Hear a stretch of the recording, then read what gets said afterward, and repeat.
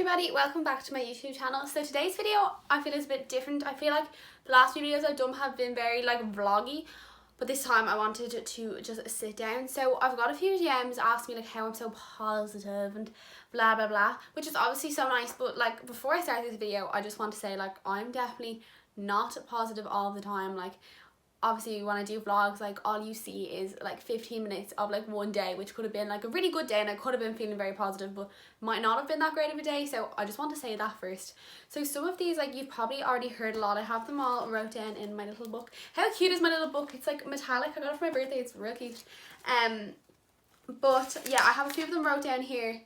Some of them you probably heard before and you're sick of hearing, but these are just things that have helped me, especially in lockdowns. These are kind of like my staying positive in lockdown tips, because it looks like we're going to be in lockdown for the foreseeable, which is just a pain, but there's nothing you can do. So yeah, I'm just going to read some of these and explain them, and I hope that they help some of you. So the first thing I have, you're probably again sick of hearing, but it's to have a to-do list or to have some structure to your day. So when I make my to-do lists, like I actually do them by the time. So I have like 8:30 a.m. get up, 9 a.m. breakfast, 10 a.m. first lecture, and I just find even if I don't follow that to an absolute T, it gives me some sort of structure to my day and a little bit of routine, and it does make me feel more motivated and like more positive, because at the end of the day when I take the things off that I've done them, it makes me feel positive that I've actually achieved something that day. So that would be my first tip.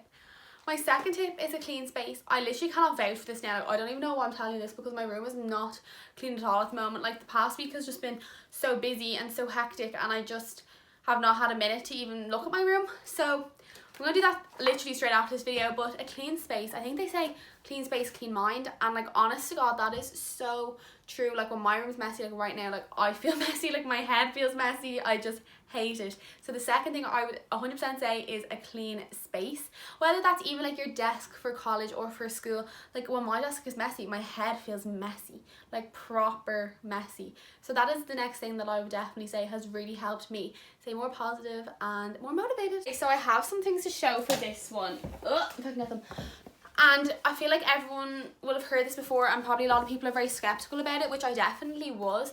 But journaling, I find it helps me so much. And I think at the start when I started thinking of doing journaling, like I didn't know where to start, because I was just opening a blank page and I was like, what am I even supposed to write?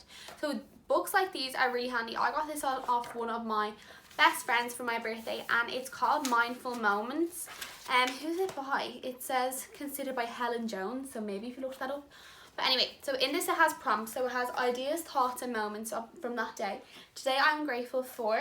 Today I accept that, which is one I haven't seen in a journal before, which like I really liked. Today I would like to exercise, meditation and reading. So I really like this, and I think this is a really good starter journal. So then the other journal I have is a bit of a different one. It's the Me Time Journal by Melanie Murphy.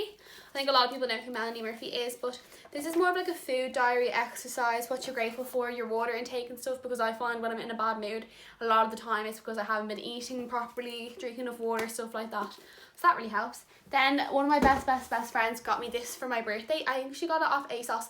It's called Stress Less cards, and this isn't a journal, but I don't know, it's just something else along them lines. So basically when I get really stressy, which I do, I definitely struggle quite a lot with anxiety, so these help me a lot. So say I take out a card, I feel like a little bit of a magician. Oh, that's a crap one. I'm actually gonna read another one. Okay, right, this one, let's see what it says. Oh, this is real long. Find a location where it's easy to watch the sunrise. Spend a few minutes here. The morning sun can energize and fill you with positive energy. If you have time, spend a few minutes soaking in the sun. Vitamin D relaxes blood vessels and enhances circulation. So okay, that was a really long one, but you get the gist. Like this one, mindfulness can help you create distance from upsetting thoughts. Try and control these thoughts from your mind and your body. So like they're just like good little things that when you're feeling a little bit overwhelmed, like they weren't the best example of the cards, but when you're feeling a little bit overwhelmed, just take them out and kind of like let yourself be a bit more grounded.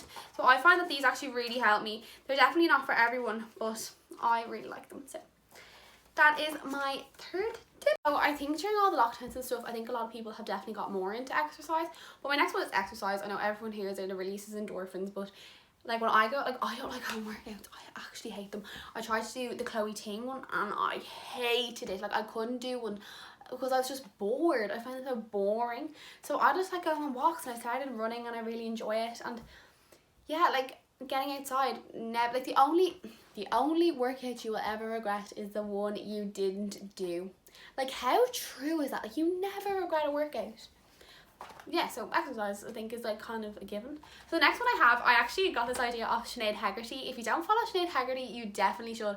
She's from Belfast, I think. She's definitely northern anyway. She has a podcast. It's called the Sinead Says podcast, and it's my favourite podcast to listen to while I go walking. But she has this thing, I think she calls it a happy list as well, but I've called it a happy list. So what I did was I wrote down all of the things, I think it's like 3 pages long of A4, that make me happy, make me feel calm, make me feel grounded, all them things, and I wrote them all down so that when I'm feeling sad, when I'm feeling overwhelmed, I take out the happy list and I read through it. I'm like, okay, what can I do out of this list that will boost my mood? So things like calling a friend, going on a walk, meditating, watching a particular movie, listening to whatever song, things like that that you know will lift your mood, so that when you feel them feelings of like feeling overwhelmed, feeling anxious, whatever, you take out that list and you're like, okay. Another list that I made actually, which I haven't got wrote down, but I'll tell it anyway, is a gratitude list. I have about 4 pages of A4 of all, like, even tiny things that I'm grateful for. And then when I'm feeling like, oh, life is crap and I'm sick of this and da, I take out the gratitude list and I read through it and I realise, okay, it could be worse. I have a lot of things in my life to be grateful for. Okay, so the final 2 things I have, I feel like are kind of important. So one of my friend's moms said to us, and like, I didn't really get what she meant at the start, but the more I thought about it, she was like, you'll never have this time again in your life, so enjoy it. And I was like, oh, how can I enjoy it? Like, this is a load of crap and da. But like, you'll never have as much time as you have now to take care of yourself and take care of your mind and take care of your skin and take care of your hair and stuff like that. So I find in the mornings now, I'm not rushing to commute to college. I'm not rushing to commute here or there to work, whatever.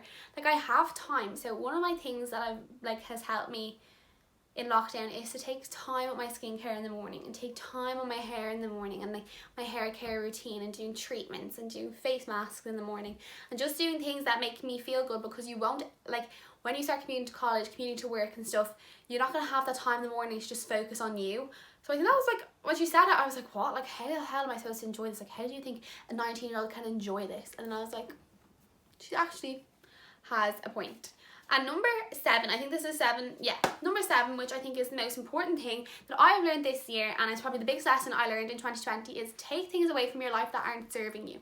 So it could be so little. Like, the thing that it was for me was like, when everything started happening with the lockdowns and stuff, like, there was group chats I was in that like were so negative and sending in negative things about COVID and sending in negative news, and it was just like, I was picking up my phone and reading it, and I was like, oh my god, like, and it was making me stressed.